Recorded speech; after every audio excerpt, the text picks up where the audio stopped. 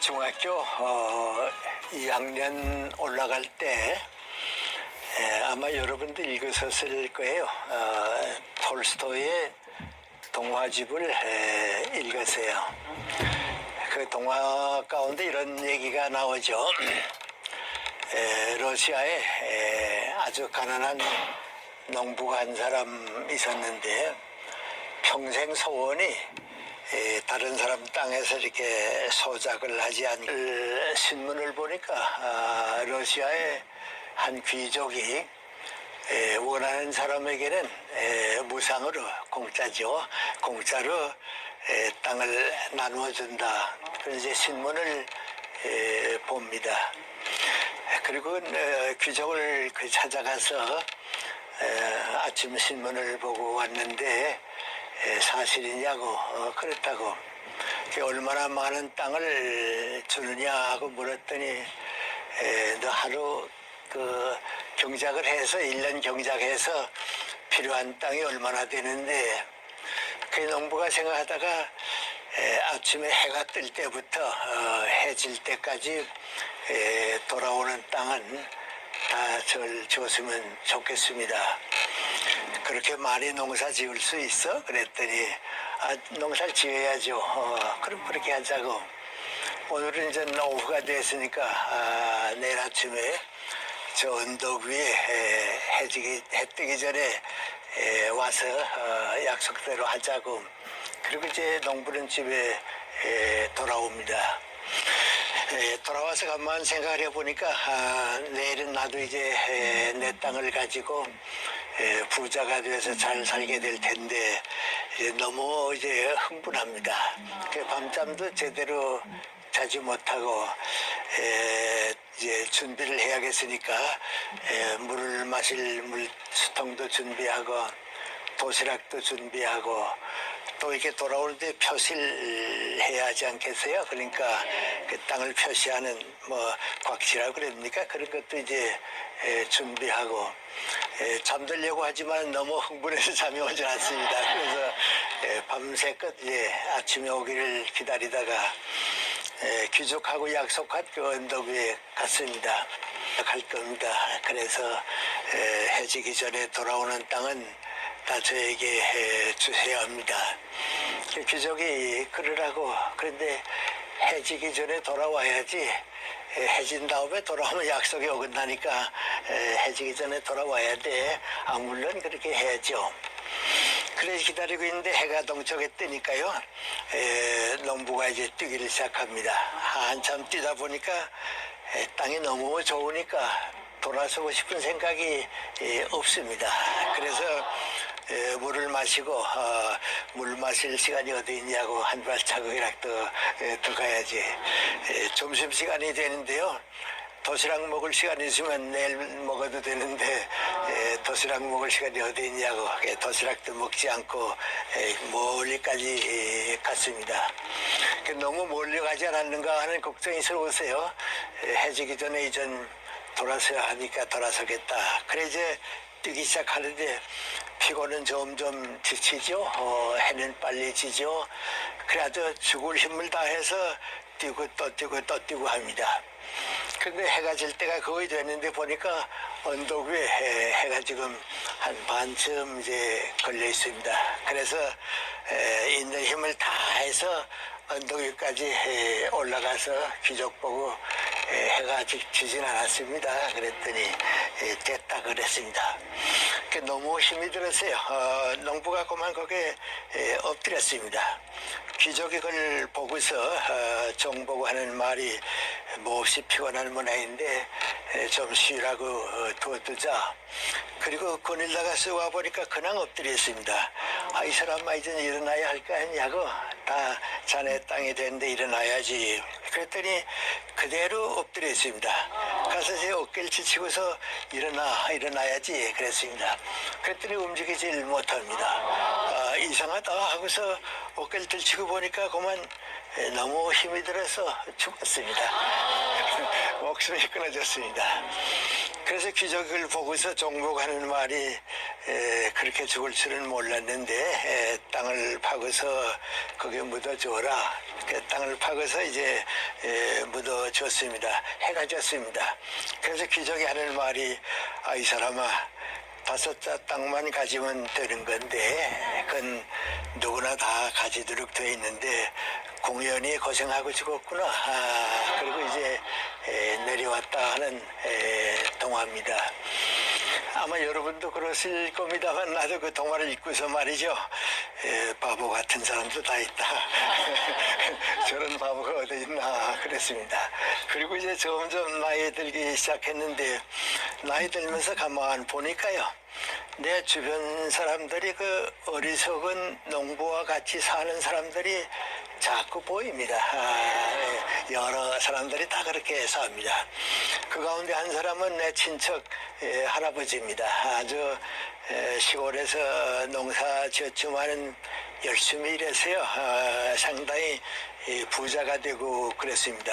우리 집은 좀 가난했기 때문에 그 할아버지 집에 새들어 살기도 하고 뭐 그런 과거가 있는 아들들 초등학교도 뭐 안 해도 괜찮으니까 돈만 벌라고 그래서 이제 공부도 제대로 하지 못하고 그랬는데 50 후반에 마지막에 아마 지금 생각하면 위암 같은 게 아니었는가 그렇습니다. 그래서 우리 할아버지가 세상 떠났는데 그 마지막 하시는 말씀이 맹고하니 이렇게 많은 재산을 놓고서 어떻게 죽나 아까 한 걸 다 놓고서 어떻게 죽나 그리고 세상 떠났습니다.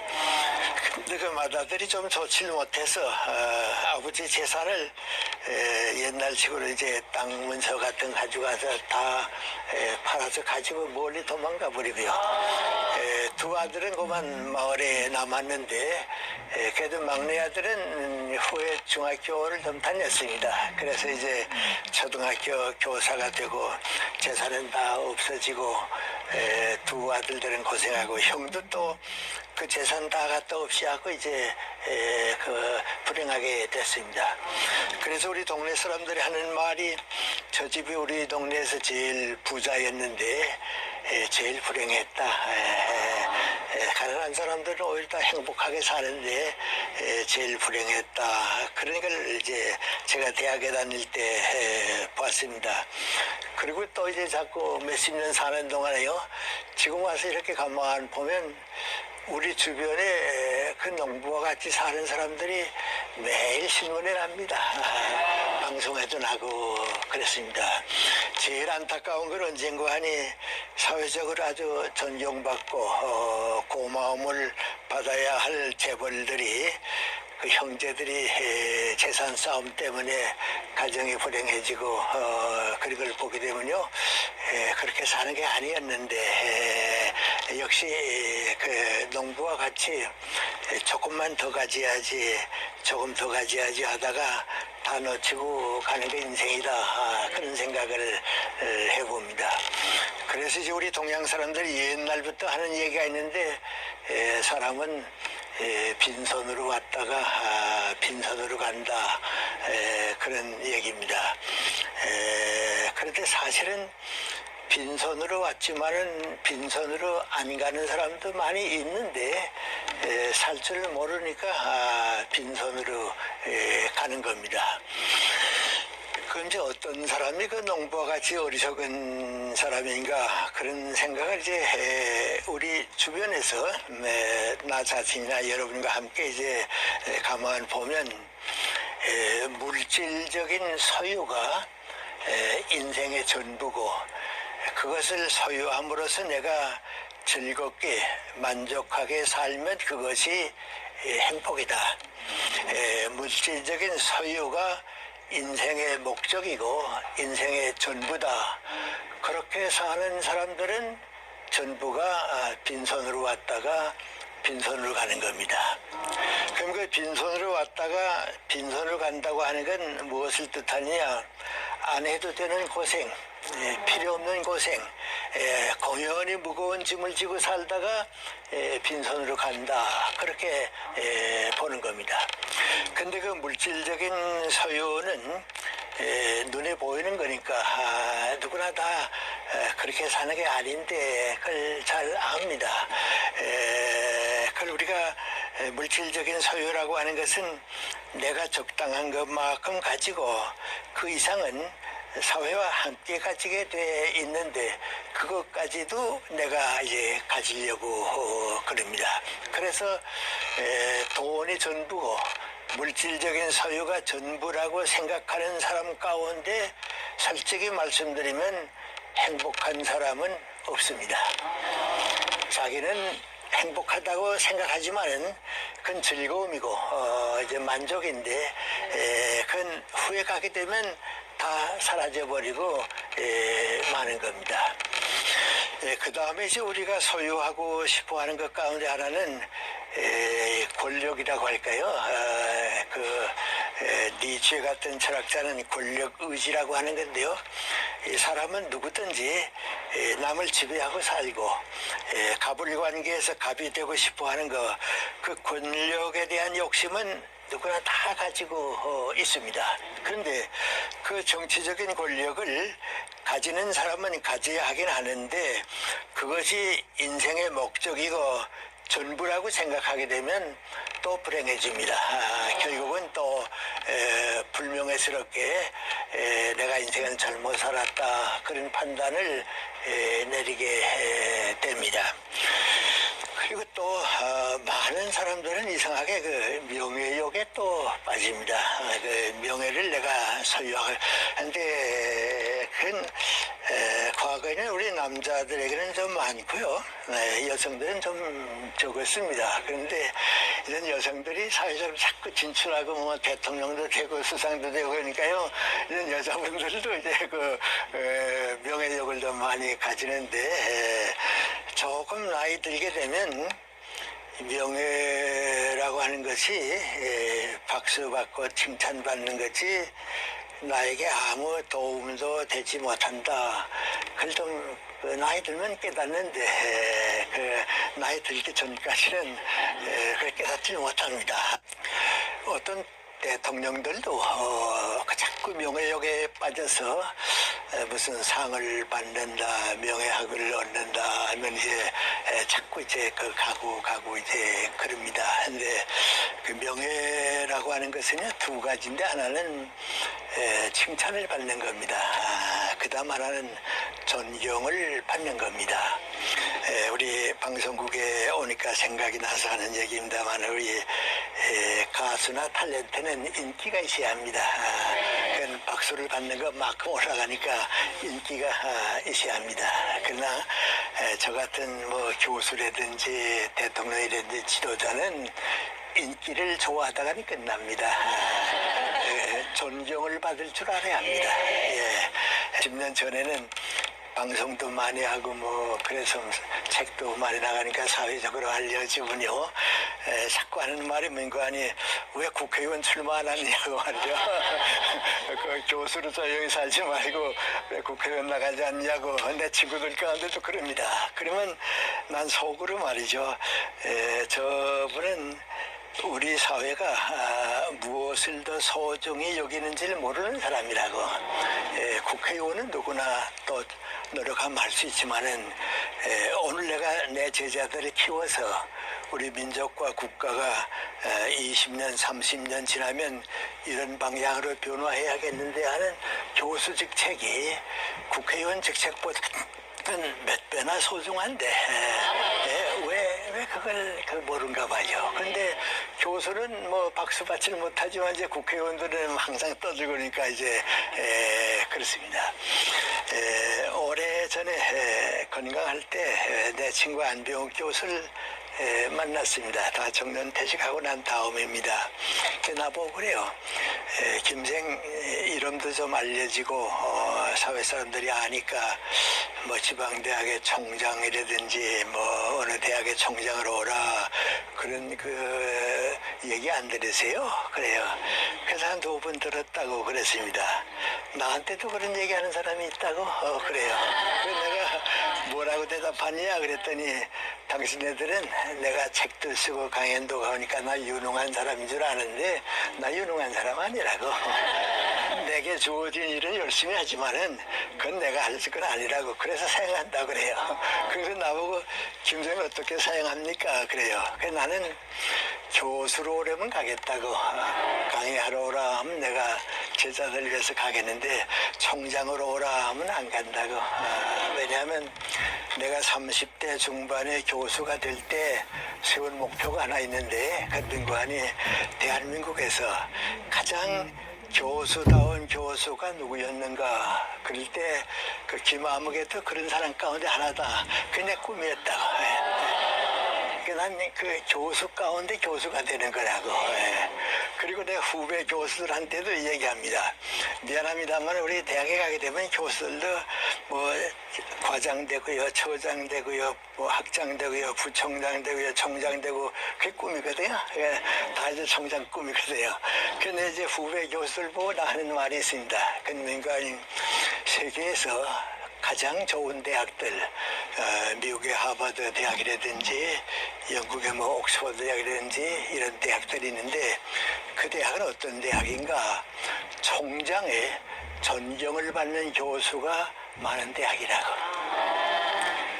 하버드 대학의 총장은 다 누군지 모릅니다. 그러나 하버드 대학의 교수 모르는 사람은 그 분야에서는 없습니다. 그럼 하버드 대학 총장은 누구를 존경하느냐? 내 교수를 존경합니다. 그래서 난 연세대학교 쭉 있었으니까요. 그래서 우리 연세대학교 후배 교수를 보고 하는 말이 뭔가니 총장은 총장으로 존중받아야 한다고. 그러나 총장의 존경을 받는 교수가 많이 생겨야 한다고. 그때는 우리 연세대학교도 정말 훌륭한 대학이 된다고 말이죠. 그렇습니다. 그래서 그건 명예가 아니고 존경입니다. 근데 거기까지 가는 데는 상당히 긴 시간이 지나게 되고 그렇습니다. 그런데 그렇게 살았다고 해서 빈손으로 왔다가 빈손으로 간다고 해서 당신 잘못 살았습니다. 당신은 행복이 뭔지 몰랐습니다. 그렇게 얘기할 권리는 없습니다. 그런데 단 한 가지는 우리가 얘기해야 합니다. 당신의 욕심 때문에 다른 사람들이 얼마나 불행해지는지 아느냐고. 지금 우리가 제일 지금 우리 사회에서 중요한 건 바로 그겁니다. 요새 신문에 많이 떠들고 뭐 방송에서 많이 뭐 갑질이다 뭐 이런 많이 떠들지 않습니까? 또 재벌가들이 많이 있지 않습니까? 그런데 우리가 그 사람들한테 얘기해야 하는 것은 당신이 재벌이 되고 부자가 되는 거 칭찬받을 만한 일이라고. 그러나 그 때문에 다른 사람에게 고통과 피해를 줘서는 안 된다고. 그래서 우리가 불행을 만들어주는 행복한 사람은 세상에 없습니다. 권력을 가지게 되면 국민이 행복해지면 되는데 내가 행복해지려고 생각하면 안 되는 겁니다. 기업을 해서 재벌이 되는 건 좋은데 그 재벌에 대한 욕심은 다른 걸 다 끌어모아야 합니다. 남의 것을 빼앗아와야 합니다. 대통령도 한 사람밖에 안 나오는데 대통령 되고 싶은 사람 10사람은 떨어져야 합니다. 그러니까 다른 사람을 불행하게 만들지는 말라고. 근데 그 길이 없는가? 그렇지 않습니다. 얼마든지 있습니다. 예를 들어 말하면 우리 기업가 가운데 이완양의 그 유일한 씨 같으니 보세요. 그 당시에 그렇게 좋은 기업을 해서 참 많은 그 도움을 줬습니다. 근데 당시에는 완전히 기업은 사회가 나에게 맡겨준 책임이지 내 소유는 아니라고 생각했습니다. 그래서 그분이 그 가만 그 다 아십니다만 그 이혼하는 거 보면요, 아들 보고서는요, 나는 대학 공부까지 다 시키고 사회적으로 내 능력으로 살게 다 해줬으니까 아버지 내가 돈으로 너를 도와줄 것이 있다고는 생각지 말아라. 그렇게 하면 그것은 내 능력이 약화되고 내 인격을 내가 무시하는 게 되니까 너는 내 인격과 내 능력으로 네 살아남아요. 아들한테 돈 하나 안 줬습니다. 딸은 어렸습니다. 어리니까 나는 내가 대학 졸업할 때까지 필요한 학비는 내가 너한테 줄 테니까 그거 가지고서 대학을 졸업하게 되면 또 내 능력으로 살아라. 그것이 네 인격이고 내 인생이고 내가 너한테 주는 가장 귀중한 선물이라고 말이죠. 돈이 아니고 선물이라고. 그래 그 딸이 그 줄을 받았습니다.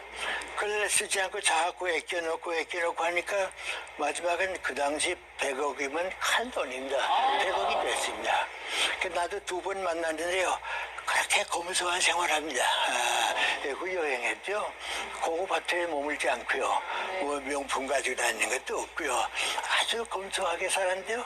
그 100억을 전부 사회에 주고 갔습니다. 그러니까 우리 아버지가 나한테 맡긴 건데 내가 가질 게 아니라고 말이죠. 우리 사회에 주고 간다고. 이제 그런 분은 재산이 있었기 때문에 오히려 우리가 행복해졌습니다. 그리고 우리 모두가 다 보람있게 살게 되고 그렇습니다. 그래서 이제 첫째 번 결론을 낸 거 아닌 소유가 많으면 행복해질 것이다 하는 것은 잘못된 생각입니다. 이 소유를 많은 사람들이 행복하게 같이 나누어 줄 수 있을 때에 나도 행복하고 사회도 행복하고 좋은 사회를 만들게 되는 겁니다. 그게 제 처음 단계입니다. 그런데 2번째 단계가 있는데요. 철학자들은 그걸 뭐라고 표현하는 거 아니에요? 배부른 돼지가 되는 것보다는 고민하는 소크라테스가 되자. 영국의 이제 철학자가 행복이 뭐냐 하는 얘기할 때 많은 것을 소유함으로써 내가 즐겁게 살면 행복하다. 그 사람들도 행복을 스스로 생각하고 느낄 수는 있지만 그건 배부른 돼지다. 나 배불렀으니까 맞아, 배부른 돼지다. 고민하는 소크라테스가 되게 되면 그건 다른 거 당하죠. 높은 차원이다. 그래서 이제 선진 국가에 가게 되면 그 가치를 뭐라는 거 하니 물질적 가치에 대한 정신적 가치다 그럽니다. 근데 불행하게도 지금 우리가 물질 만능주의에 사니까 우리 모두가 그 정신적 가치가 얼마나 귀중하다 하는 것을 자꾸 놓치고 삽니다. 또 생각을 못합니다. 근데 이상하게도요. 한 번은 소유가 가치, 즐거움이 가치라면 나는 빠져봤다가 올라가야 하는데 올라가지 못하고 그대로 일생을 끝내는 사람들이 너무 많으니까 배부른 돼지로서 끝나는 인생을 산다 이제 그런 얘기하죠. 근데 사실 그 정신적 가치가 얼마나 귀하냐 합니다. 그거 있으니까 정치가 잘못돼도 다시 살 수 있고요. 경제가 무너져도 다시 살 수가 있는데 그 소중한 정신적 가치가 얼마나 우리를 행복하게 만들어준다 하는 것을 잘 모르고 삽니다. 그래서 그렇습니다. 그래서 우리 주변에서 얘기를 하죠. 20세기가 이제 끝나지 않았어요. 지난 세기 100년이 다 끝났는데 뉴욕 타임스에서 어떻게 했는 거 아니 우리 시대 100년 동안에 우리가 제일 존경할 만한 가장 그 높이 평가받고 존경할 만한 사람이 누구냐 이걸 골랐습니다. 그 타임 표지에 나오기 위해서 골랐는데요. 정치가들도 나오고 뭐 종교관이 아인슈타인 과학자가 뽑혔습니다. 어떤 대통령들도 자꾸 명예욕에 빠져서 무슨 상을 받는다, 명예학을 얻는다 하면 이제 자꾸 이제 그 가고 이제 그럽니다. 근데 그 명예라고 하는 것은 2가지인데 하나는 칭찬을 받는 겁니다. 그다음 하나는 존경을 받는 겁니다. 우리 방송국에 오니까 생각이 나서 하는 얘기입니다만 우리 가수나 탤런트는 인기가 있어야 합니다. 그건 박수를 받는 것만큼 올라가니까 인기가 있어야 합니다. 그러나 저 같은 뭐 교수라든지 대통령이라든지 지도자는 인기를 좋아하다가는 끝납니다. 존경을 받을 줄 알아야 합니다. 많은 사람이 아니고 적은 사람이라고 하더라도 정말 이렇게 존경받을 수 있는 사람이 돼야 하는데 그렇지는 못합니다. 제가 좀 몇십 년 전에는 방송도 많이 하고 뭐 그래서 책도 많이 나가니까 사회적으로 알려지면요 자꾸 하는 말이 뭔가 아니 왜 국회의원 출마 안 하냐고 말이죠. 그 교수로서 여기 살지 말고 왜 국회의원 나가지 않냐고 내 친구들 가운데도 그럽니다. 그러면 난 속으로 말이죠. 저분은 우리 사회가 무엇을 더 소중히 여기는지를 모르는 사람이라고. 국회의원은 누구나 또 노력하면 할 수 있지만은 오늘 내가 내 제자들을 키워서 우리 민족과 국가가 20년, 30년 지나면 이런 방향으로 변화해야겠는데 하는 교수 직책이 국회의원 직책보다 몇 배나 소중한데 왜 그걸 모른가 봐요. 근데 교수는 뭐 박수 받지는 못하지만 이제 국회의원들은 항상 떠들고 그러니까 이제 그렇습니다. 오래전에 건강할 때 내 친구 안병욱 교수를 만났습니다. 다 정년 퇴직하고 난 다음입니다. 나보고 그래요. 김생 이름도 좀 알려지고 사회 사람들이 아니까 뭐 지방대학의 총장이라든지 뭐 어느 대학의 총장으로 오라 그런 그 얘기 안 들으세요? 그래요. 그래서 한 2번 들었다고 그랬습니다. 나한테도 그런 얘기하는 사람이 있다고? 그래요. 그래서 내가 뭐라고 대답하냐 그랬더니 당신네들은 내가 책도 쓰고 강연도 가니까 나 유능한 사람인 줄 아는데 나 유능한 사람 아니라고. 내게 주어진 일은 열심히 하지만은 그건 내가 할 건 아니라고. 그래서 사용한다 그래요. 그래서 나보고 김생은 어떻게 사용합니까? 그래요. 그래서 나는 교수로 오려면 가겠다고. 강의하러 오라 하면 내가 제자들 위해서 가겠는데 총장으로 오라 하면 안 간다고. 왜냐하면 내가 30대 중반에 교수가 될 때 세운 목표가 하나 있는데 그 민관이 대한민국에서 가장 교수다운 교수가 누구였는가 그럴 때 그 김아무개도 그런 사람 가운데 하나다. 그게 내 꿈이었다고. 난 그 교수 가운데 교수가 되는 거라고. 그리고 내 후배 교수들한테도 얘기합니다. 미안합니다만 우리 대학에 가게 되면 교수들도 뭐 과장 되고요, 처장 되고요, 뭐 학장 되고요, 부총장 되고요, 총장 되고 그게 꿈이거든요. 다 이제 총장 꿈이거든요. 근데 이제 후배 교수들 보고 나 하는 말이 있습니다. 그 민관님 세계에서 가장 좋은 대학들, 미국의 하버드 대학이라든지 영국의 뭐 옥스퍼드 대학이라든지 이런 대학들이 있는데 그 대학은 어떤 대학인가?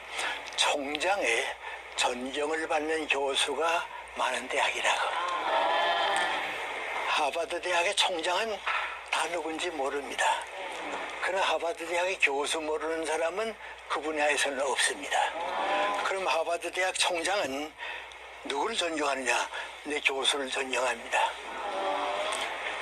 그래서 난 연세대학교 쭉 있었으니까요. 그래서 우리 연세대학교 후배 교수를 보고 하는 말이 민관이 총장은 총장으로 존경받아야 한다고. 그러나 총장의 존경을 받는 교수가 많이 생겨야 한다고. 그때는 우리 연세대학교도 정말 훌륭한 대학이 된다고 말이죠. 그렇습니다.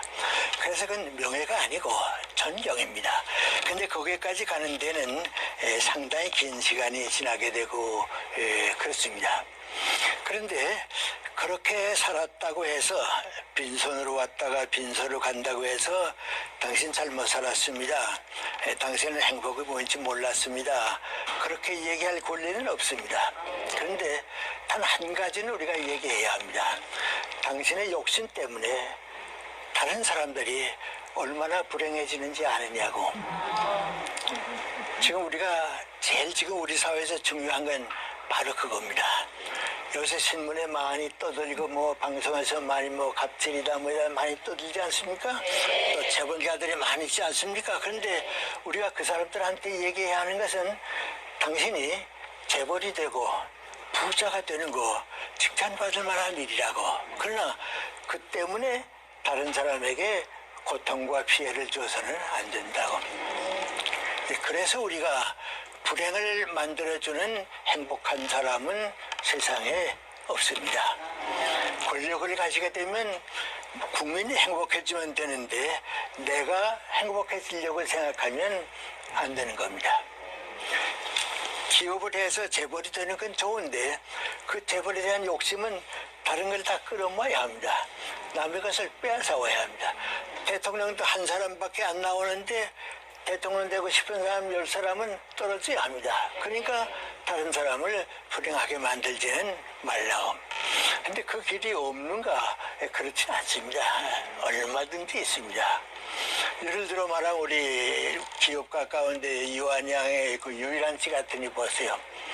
그 당시에 그렇게 좋은 기업을 해서 참 많은 그 도움을 줬습니다. 근데 당시에는 완전히 기업은 사회가 나에게 맡겨준 책임이지 내 소유는 아니라고 생각했습니다. 그래서 그분이 그 가만 그 다 아십니다만 그 유언하는 거 보면요, 아들 보고서는요, 나는 대학 공부까지 다 시키고 사회적으로 내 능력으로 살게 다 해줬으니까 아버지 내가 돈으로 너를 도와줄 것이 있다고는 생각지 말아라. 그렇게 하면 그것은 내 능력이 약화되고 내 인격을 내가 무시하는 게 되니까 너는 내 인격과 내 능력으로 네 살아남아요. 아들한테 돈 하나 안 줬습니다. 딸은 어렸습니다. 어리니까 나는 내가 대학 졸업할 때까지 필요한 학비는 내가 너한테 줄 테니까 그거 가지고서 대학을 졸업하게 되면 또 내 능력으로 살아라. 그걸 샀습니다. 그걸 쓰지 않고 자꾸 아껴놓고 하니까 마지막엔 그 당시 100억이면 큰 돈입니다. 100억이 됐습니다. 나도 2번 만났는데요. 그렇게 검소한 생활합니다. 그 여행했죠.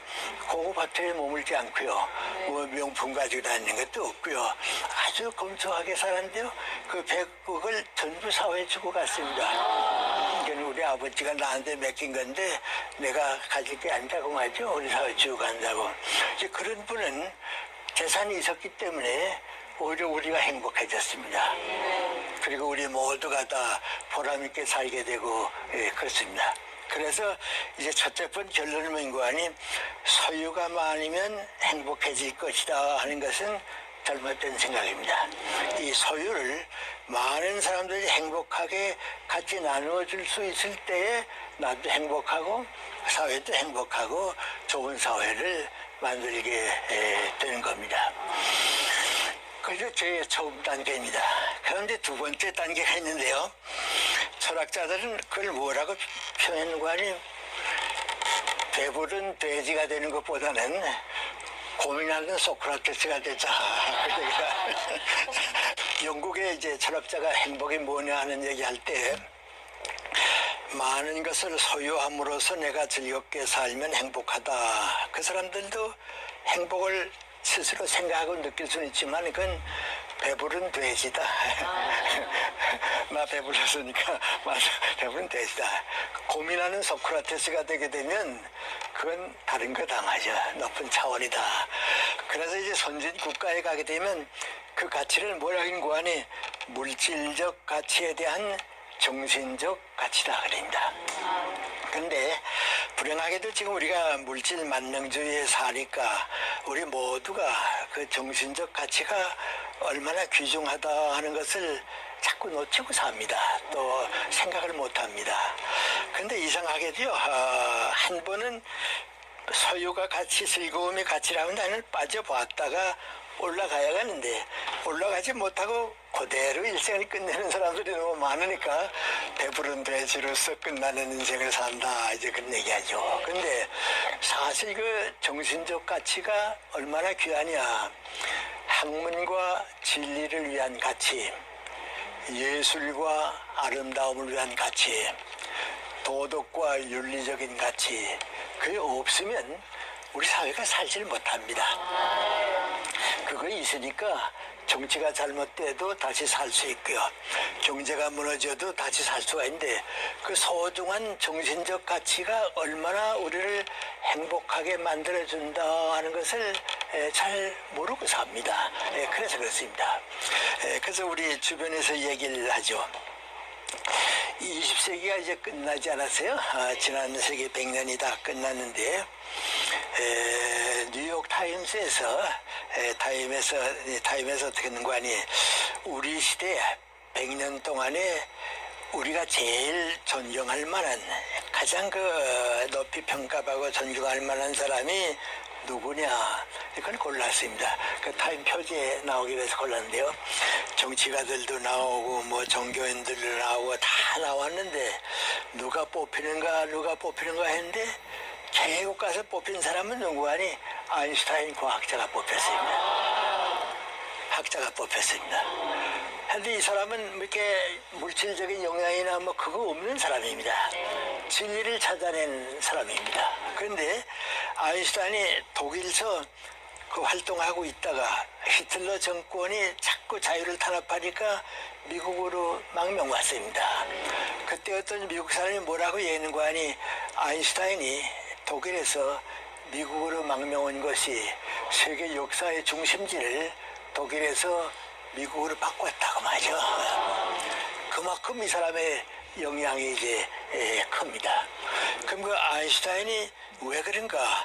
우리가 아는 대로 진리를 찾았기 때문에 그렇습니다. 우리 상대성 원리는 뭐 얘기할 시간이 없습니다만은 온 인류가 몇백 년 동안, 몇천 년 동안 우리가 모르고 있던 빛의 속도에 따른 시간 개념을 물리학적으로 현실화 시켜주는 걸 처음 했습니다. 그런데 우리 자꾸 요새 우리 어머니들이 좀 욕심스러우니까요. 어렸을 때부터 애들 키워가지고서 천재를 만든다, 뭐 영재 만든다 이제 자꾸 그러는데요. 그건 대단히 잘못된 생각입니다. 10살짜리는 10살답게 자라고요. 20살 때는 20살답게 살고요.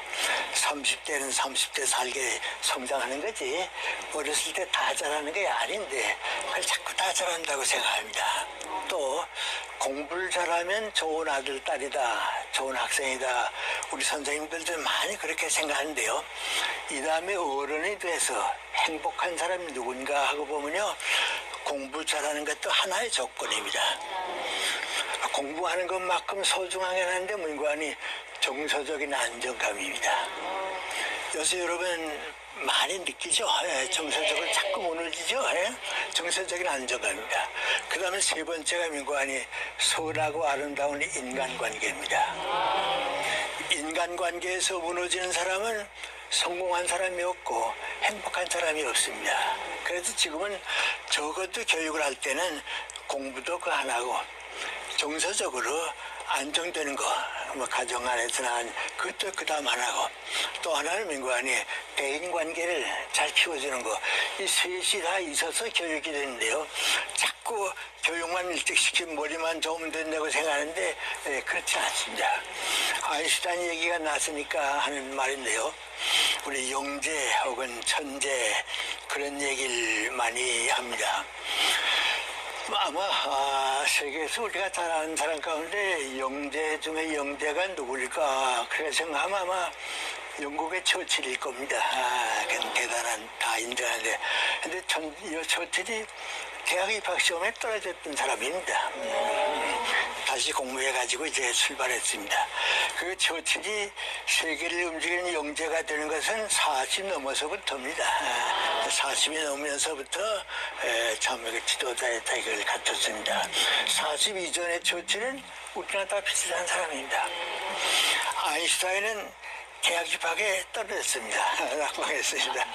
그래서 이제 다음에 가서 이제 입학했는데 말이죠. 아인슈타인이 우리나라에 태어나서 수능 시험으로 입학했다 하면 안 됐을 때 그래서 그 나라 좋은 나라니까 이제 다음에 입학을 했거든요. 아인슈타인을 지도해준 교수가 있었어요. 그 교수한테 아인슈타인이 어떤 거 아니 그 자기 상대성 원리를 갖다가 보여드렸거든요. 내가 지난 오래 세월이 걸려서 이걸 찾아냈다고 말이죠. 그 교수가 지도 교석을 쭉 보더니 뭐라 했는 거 아니 부럽다고 말이죠. 너는 이제 인류 역사에서 영원히 남는 학자가 됐다고. 그런데 그리고 뭐인가 아니 난 너 키울 때, 너 지도할 때 내가 그렇게 우수한 줄은 몰랐다고. 그런 일 하려면 몰랐다고. 그런데 아인슈타인도 30이 넘으면서 자기의 천재성을 발휘한 겁니다. 그래서 우리 애들 너무 그 부모의 욕심대로 성적 좋으면 거의 좋은 애다 아닙니다. 행복한 애가 아닙니다. 또 일찍 공부 잘하면 그게 전부다. 그건 아닙니다. 나도 좀 애들 많이 키워서 6을 키웠는데요. 그래도 머리가 좋다 하면 교수 되는 사람이 좀 머리 좋다 그러잖아요. 그런데 고등학교 때 성적 보면요, 떨어졌던 애들이 교수가 됐습니다. 성적 좋았던 애들은 교수가 못 됐습니다. 왜 그런지 아세요? 우리 대학 입학 시험은 기억력이 좋은 학생이 붙게 돼 있습니다. 그러니까 이제 우수한 애들은 기억력이 좋으니까 뭐 서울대학이다 이런 인류대학에 가고요.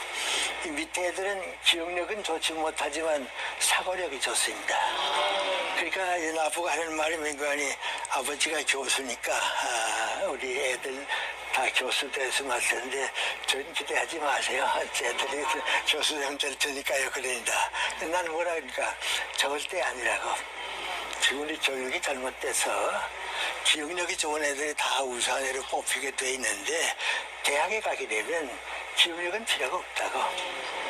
그러니까 16살, 17살 때는 기억력 세대고요. 그 다음에 한 4, 5년 동안 이해력이 자라야 하고요. 그게 넘은 다음에 사고력이 자라야 합니다. 그때가 정말 머리 좋은 애들입니다. 그러니까 사회 지도자는 다 나이 들어서 되잖아요. 그러니까 돼요. 그러니까 내가 내 애들 보고 뭐라는 거 아니라고. 우리 교육이 잘못된 거지. 절대 너희 뒤지지 않으려고 말이죠. 근데 이상하게 지금 6 가운데 3이 교수인데요. 성적이 아래부터가 교수입니다. 예. 왜요? 얘들은 사고력을 가지고 있었고요. 얘들은 기억력이 좋으니까요. 대학 입학할 때까지는 좋았는데요. 대학에 가서는 보통입니다. 대학원에 가서는 앞서지 못했습니다. 얘들은 사고력이 좋으니까요. 대학 가니까 성적이 올라갔습니다. 대학원에 가서는 자기 분야가 있어서 사고력이 있으니까 쭉 잘할 수가 있었습니다. 그래서 아까 우리 처칠 얘기도 뭐 나오고 그렇게 나왔습니다만은 이 지성적인 것, 학문과 예술의 가치가 얼마나 소중하다 하는 것을 우리 너무 생각을 안 하고 산다. 이 정신적 가치를 알고 사는 사람과 모르고 사는 사람은 사실은 질적으로 좀 다르습니다. 아마 이런 얘기가 될지 모르겠습니다. 물질적 가치를 가지고 사는 사람은 우리 신체적인, 육체적인 조건과 있으니까요. 우리 건강, 신체가 자란다 하는 건 여자들은 22살, 남자들은 24살까지 자라고서는 쭉 내려오게 돼 있습니다. 그래서 물질적인 향락을 위해서 사는 사람들은 대부분 이것과 일치됩니다. 그냥 정신적 가치가 없으니까요. 그 대신 정신적 성장은 어떻습니까? 계속해서 자라가지고 멀리 자라서 더 많이 자라가지고 내려옵니다. 여기가 이제 40대가 됩니다. 그래서 정신적 가치를 모르는 사람들은 물질적 가치를 가지고 사는 사람들은 대체 40으로 끝납니다. 이젠 즐거움도 없어지고 뭐 몸은 병들고 성인병은 나타나고 없어집니다. 근데 정신적 가치를 가지고 사는 사람들은 여기서 50이 되고 60이 되고 70이 돼도 올라갑니다.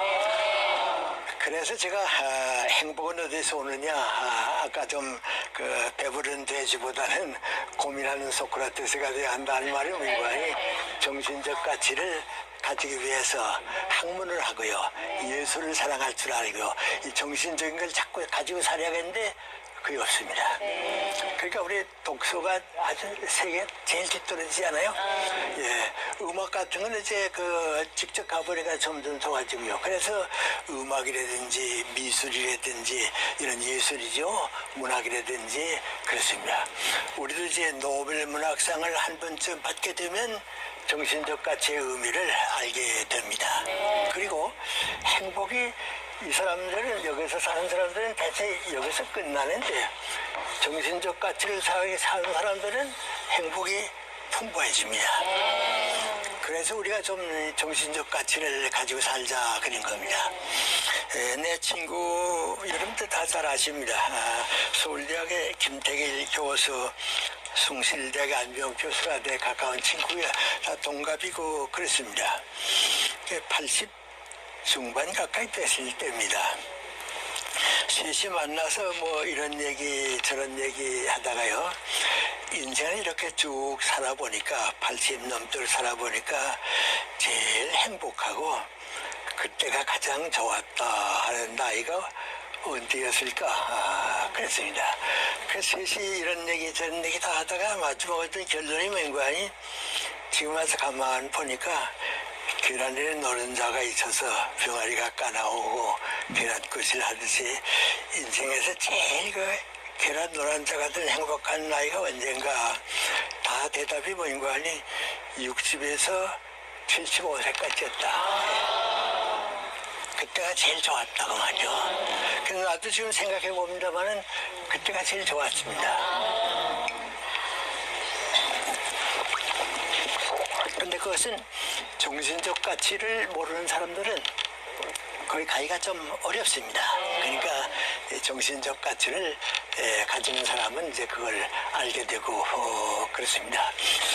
하긴 뭐 우리 주변에도 많이 그렇죠. 그런데 이 물질적 가치라고 하는 건 내가 소유하거든요. 빼앗아서라도 내가 가지려고 하거든요. 정신적 가치는 자꾸 주면서 살게 돼요. 화가는 그림을 주고요. 시인은 시를 주고요. 학자는 학문을 주고요. 그러니까 내가 행복한 것보다도 나를 통해서 더 많은 사람이 행복해집니다. 그래서 물질적 가치와 정신적 가치하고는 다릅니다. 아주 뭐 극단적인 얘기를 하나 하면 아마 이렇게 볼 수 있을까요? 내가 시인이라고 생각을 해봅니다. 그래서 정말 몇 해 동안 고민하고 여러 가지 생각하다가 정말 마음에 드는 시 한 편이 끝났습니다. 그래서 내가 추구해오던 시가 바로 이런 거였는데 완성됐다고 기뻐하고 있습니다. 근데 누가 손님이 왔다 그럽니다. 그 나갔더니 고등학교 때 안 찾아오던 동창이 왔습니다. 이거 웬일이냐고 말이죠. 반갑다가 웬일이냐 그랬습니다. 그랬더니 그 동창이 나보고 하는 말이 김영, 나 백화점에 갔다가 아주 요새 이탈리아에서 사오는 구두사시 직장이 되어야 합니다. 행복한 직장이 되어야 합니다. 만약에 그저 예를 들어서 내가 연세대학교에서 좋은 교수 생활을 했느냐 그렇게 물으면 내가 연세대학교를 떠난 다음에 김 교수님이 계실 땐 참 즐겁고 좋았는데 그분이 떠나시고 나니까 어떻게 좀 빈자리가 생긴 것 같다. 그런 사람이 행복을 만드는 사람입니다. 인간관계를 우리가 항상 만들어야 합니다. 그래서 정의를 위한 투쟁이라든지 말이죠. 평화를 위한 노력이라든지 사회 문제에 대해서 사회학에 대해서 자꾸 책임을 느끼는 것이 거기에 있습니다. 전 요새 우리 정치인들이 많이 이제 그 고생도 해주지만요. 불만스러운 점도 많이 가지는데 저는 그렇게 생각합니다. 우리 정치인들이 나 출세하겠다. 우리 정당이 집권하겠다. 그 생각보다도 국민과 우리 모든 가난한 백성들이 좀 잘 살아줬으면 좋겠다. 그렇게만 생각을 바꾸면 다 행복합니다. 내가 연세대학교 있는데 누가 총장이 되야겠냐? 나보다는 저분이 연세대학교를 해서 더 좋은 분이라고. 나보다는 연세대학교를 더 사랑하는 분이라고. 그럼 누가 나보고 당신 총장 해달라고 그럴 때 아니라고. 나보다는 저분도 더 좋다고 말이죠. 내가 가는 것보다는 저분이 책임 맡아 줘야 한다고. 좀 그런 생각도 가졌으면 마음이 편할 텐데요. 그래서 자꾸 싸우고 빼앗고 하려고 하니까 불행해집니다. 아주 짤막한 얘기 좀 소개할까요? 손기정 마라톤 선수가 세상 떠나기 아마 전해쯤 됐을 때 같습니다. 제가 종로에 있는 어떤 그 세분사를 만나기 있어서 갔습니다. 가서 갔더니 그 최 선생이라고 하는 세분사가 날 만나고 인사하더니 오시다가 손기정홍이 다녀가셨는데 보셨어요? 그래요. 제가 못 봤다고. 지금 바로 다녀갔습니다. 그래요. 아, 그거는 이제 나이도 많으신데 어떻게 다녀가느냐고 그랬어요. 그랬더니 그 제주에 하는 말입니다. 그 어른이 자기를 찾아오더니 뭐라 그러는 거 아니, 전생 나 요새 어디서 상을 좀 받았는데 돈이 조금 생겼다고. 그래서 세금을 우선 내고 써야겠기 때문에 세금부터 내야겠는데 얼마나 어떻게 세금 내는지 좀 날 도와달라고. 그 전생이 그러시지 하고서 다 계산해가지고 선생님은 수입이 늘면도 아니고 그러니까 요만큼만 내면 됩니다. 그랬더니 쓱 봤더니 그것밖에 안 되나? 그것만 내면 됩니다. 그랬더니 좀 많이 내는 방법이 없나? 내가 이 나이에 돈 내서 뭐 하겠냐고. 그리고 남은 어떻게 생각하는지 모르지만은 나 대한민국의 혜택을 많이 받은 사람이야. 나 대한민국 혜택을 많이 받은 사람이라고. 그 세금이라도 좀 많이 내면 마음이라도 편할 게 아니야. 그러니까 좀 많이 내는 걸로 계산해줘. 그래서 좀 많이 내는 걸로 계산해드렸더니 민관이 됐어, 그렇게 할게 하고서 세금을 내고 지금 바로 나가셨다고 말이죠. 근데 문을 열고 배웅에 나가보니까 그렇게 즐거운 마음으로 가시더라고 말이죠. 그러면 그 전생이 나보고 뭐라 그런지 아세요? 나라를 잃어버리고 산 시대가 있었으니까 그때 사신 분들은 우리하고 생각이 달라요. 그래요. 나라만 있으면 다 바쳐도 괜찮다고 하는 생각을 가지고 계신데 우리 시대는 그게 없다고 말이죠. 바로 얼마 전에 우리 고당 조만식 선생의 67주기가 64주기가 됐습니다. 그분 세상 떠났는데요. 그 사모님을 몇 번 배웠습니다. 그 사모님이 나보고 하는 얘기입니다. 조만식 선생이 이제 김일성 스티커프 장군에게 연금이 돼가지고 평양 고려 호텔에 이제 갇혀 있습니다. 그 사모님이 이제 이따만큼 면회를 정해서 가서 만나고 하는데 한편 갔더니 그 고당 선생이 다음에 한 번 더 오는 걸로 끝내고 이제는 다시 오지 말라고. 무슨 말씀을 그렇게 하세요? 그랬더니 그게 옳은 길이야. 다음에는 얘기할게. 그래서 사모님이 아주 마음이 아파서 이번 오늘도 마지막 때는가 보다 하고 그 다음에 갔습니다. 갔더니 뭐라고 얘기하는 거 아니? 큰애들은 다 저희가 노력할 거고 밑으로 두 아들은 데리고 38톤 넘어서 서울로 가라고. 우리 세대 다 좋지만은 그 애들 자유까지 희생시킬 수는 없으니까 당신 직접 데리고 가라고. 그리고 가서는 누구한테도 신세 지지 말라고. 내 노력으로 살지 신세 지지 말라고. 그러더니 봉투질 하나 내놓았습니다. 그래서 이거 뭡니까? 그랬더니 같이 열어보라고 말이요. 집에 가서 열어보니까 머리카락을 잘라서 봉투에 넣습니다. 그건 뭐인 거 아니? 다치는 볼 수가 없고 나는 여기서 죽겠는데 장례식을 지날 때는 이 머리카락으로 장례식 지나라고 하죠. 그래서 그 머리카락으로 장례식을 지났습니다. 근데 그런 분들은요, 사회수가 많아지면 우리가 다 좋은 나라에 삽니다. 그의 선하고 아름다운 인간관계가 우리에게 주는 행복입니다. 그래서 우리가 이런 노력을 위해서 애쓰는 사람들, 평화를 위해서 노력하고 애쓰는 사람들을 많이 봅니다. 우리 행복에 대한 얘기가 나왔으니까 그런 생각이 듭니다만은 저는 나 자신이 만약에 가능하다고 하면 그 나이 좀 많으니까 그럽니다. 선생님 몇 살까지 사는 게 제일 좋습니까? 그래요. 그래서 하는 신문 보셨어요? 신문 보니까요. 오래 살고 싶으냐 그랬더니 다 오래 살고 싶다 그랬어요. 90 넘도록 살고 싶으냐 그랬더니 18명만 그렇게 살겠다고. 근데 82명은요, 나 그렇게 오래 안 살겠다고 그랬어요. 근데 왜 그랬는가 하고 나도 생각해 보는데요. 90 넘은 가족을 모시고 살아본 사람들은 나이 다음에 저렇게 90 넘도록 안 살겠다. 치매도 오고요. 병원에도 다니고요. 가족들에게 고통을 주거든요. 그러니까 90 넘은 가족을 모시고 살아본 사람들은 나 그렇게 오래 안 살겠다고 말이죠. 그럼 얼마나 오래 사느냐. 정신적으로 성장할 수 있고요.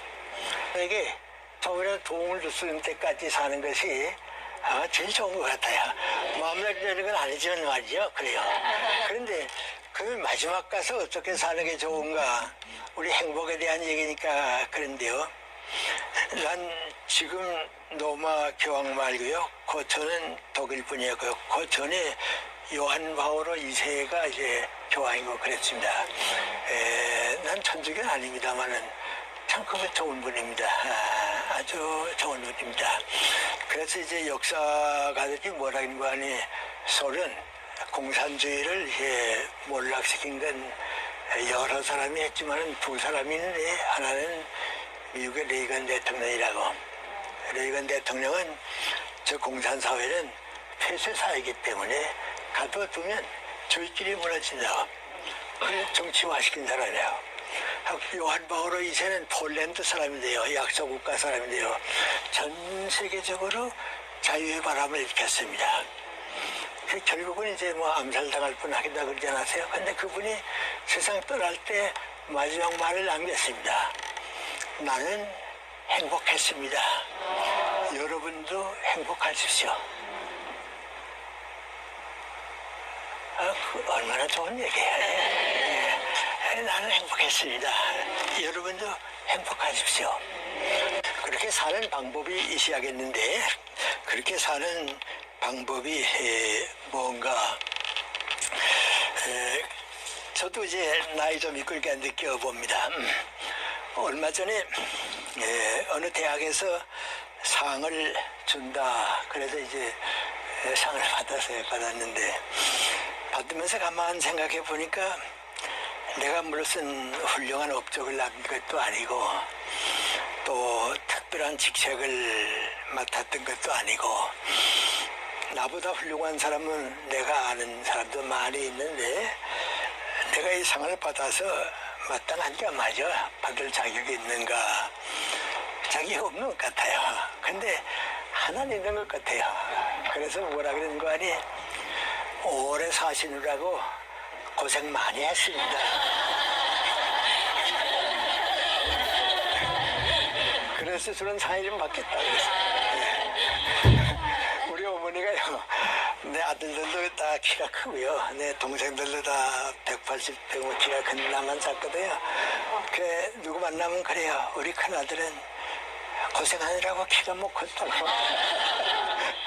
집안에서도 밖에서 좀 고생을.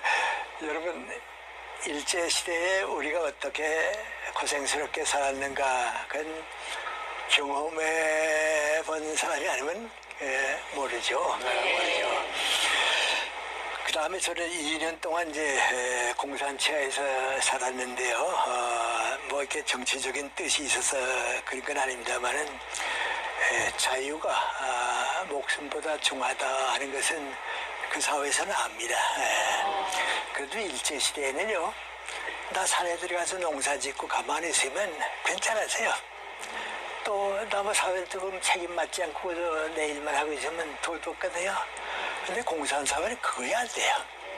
나와서 정치교육 받아야 하고요. 공산주의 창작 못하게 되면 억압을 당해야 하고요. 가족들이 어려움을 겪어야 하고요.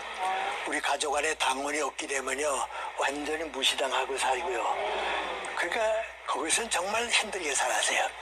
그리고 여기 와서도 전쟁 겪었죠. 뭐 아주 참 뭐 우리 시대는 고생 많았어요.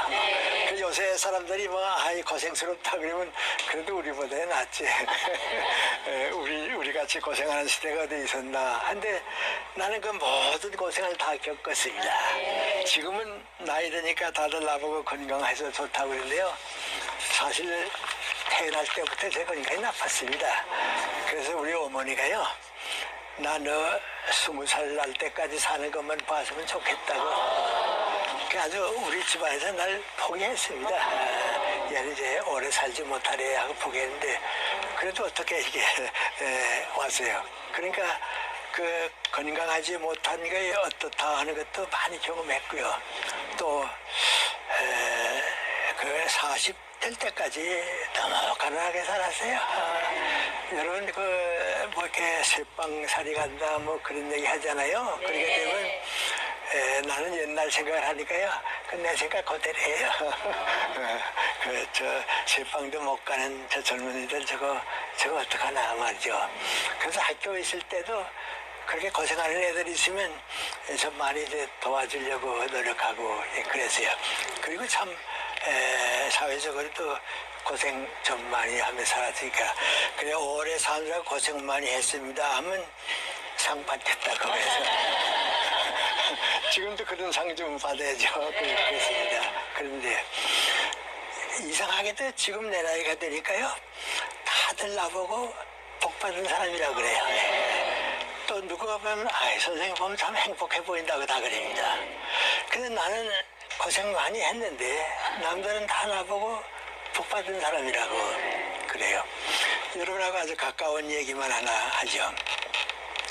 몇 달 전에 서울 북쪽에 있는 교회에 강연을 갔어요.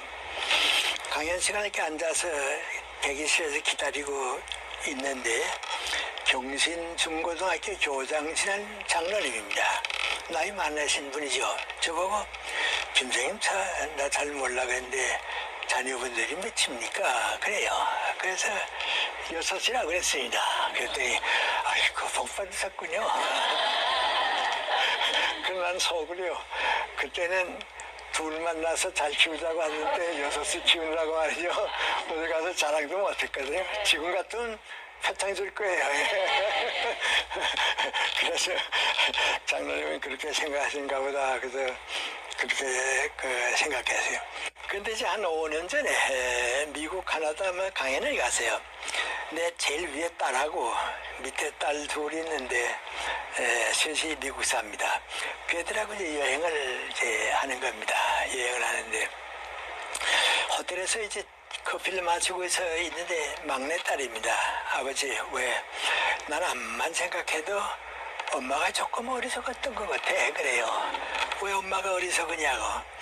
우리가 이렇게 하나 둘만 낳아서 키워도 이렇게 힘든데 그 전쟁마당에 6씩이나 끌고 다니려고 얼마나 어머니가 고생했겠냐고 말이죠. 나 같으면 이렇게 오래 많이 안 낳는다고요. 그 내가 야 엄마가 고생 안 했으면 너희 둘은 세상에 없다. 고생했으니까 있지. 그랬더니 그 얘기가 아니고 내가 철이 드니까 요새 어머니 생각이 나면 자꾸 눈물이 난다고 마셔. 우리 어머니가 얼마나 고생했을까 철 드니까 알겠다고 말이죠. 그랬더니 큰딸애가 그래요. 아버지가 더 고생했지 뭐. 아버지 거기 또 사회 문제 가지고도 많이 고생하지 않았냐고 그래요. 근데 엄마가 안 계시지만 물어보면 그때가 내가 제일 행복했다 막 그럴 거다. 왜냐하면 사랑이 있는 고생만큼 행복한 게 없습니다. 제일 불행한 건 사랑이 없는 고생입니다.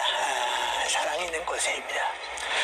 결국은 우리가 사회에서 존중받고 있는 사람들은 다 그런 분들입니다. 그런데 그 가운데 어떤 분들이냐면 나를 위해서가 아니고 민족과 국가와 사회를 위해서 대신 고생해준 사람들, 그 사람들 때문에 우리가 삽니다.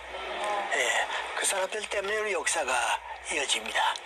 이 다음에 여러분 LA 한번 가시게 되면요, 그 가까이에 리버사이드 시티라고 하는 중소도시가 있습니다.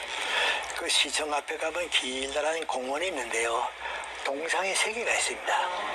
맨 앞에는 흑인의 인권을 위해서 목숨을 바친 마틴 루터 킹의 동상이 있습니다. 그 뒤에는 도산 안창호 선생의 동상이 있습니다. 그리고 그 뒤에는 인도의 마하트마 간디의 동상이 있습니다. 난 거기서 그걸 보면서 말이죠, 저분들 때문에 우리 역사가 움직이고 인류가 희망을 가지고 사는구나 말이죠. 마틴 루터 킹이 목숨을 바쳤기 때문에 흑인 대통령이 나오고 흑인들이 인권을 찾게 됐습니다. 도산 안창호 선생은 민족의 독립을 위해서 미국에 갔는데 누가 알아주는 사람이 없으니까요, 그 오렌지 농원에 가서 일했습니다. 일할 때 정말 열심히 일했습니다. 후에 사람들이 그 젊은이가 한국에 가서 민족적인 지도자가 됐다고 기념해야겠다고 그 동상에 세웠습니다. 정말 강의 잘 들었습니다. 감사합니다. 참 많은 것을 나눠주신 것 같아요, 저희에게. 네. 근데 아까 말씀 중에 어머님께서 20살이나 될지 모르겠다고 걱정하셨다는데 96, 지금 1시간 넘게 강의하시는데 잠시도 쉬지 않고 이렇게 건강하신 비결이 뭘까요, 교수님? 내 친구가 나보고 소리도 들어서 그랬다고. 지금도 수영을- 운동을 하신다고요? 하고 있어요. 수영을 얼마나 하십니까? 거의 한 30년 했는데요. 요새는 하루 건너 한 번씩 가서 한 20분, 30분씩 아유, 그러시군요. 도움이 된 것 같아요. 예, 오늘 교수님께서 들려주신 말씀, 나누고 베풀어야 행복할 수 있다. 그리고 또 정신적 가치를 추구해야 행복할 수 있다. 인간관계 더 나아가서 사회의 많은 사람들을 위해서 고생하는 삶이 정말 행복한 삶이다. 여러분 새기셨죠? 네. 다시 한번 저에게 귀한 말씀 전해주신 96년의 지혜를 전해주신 김영숙 교수님께 감사 인사 올리겠습니다. 말씀 잘 감사합니다. 들었습니다.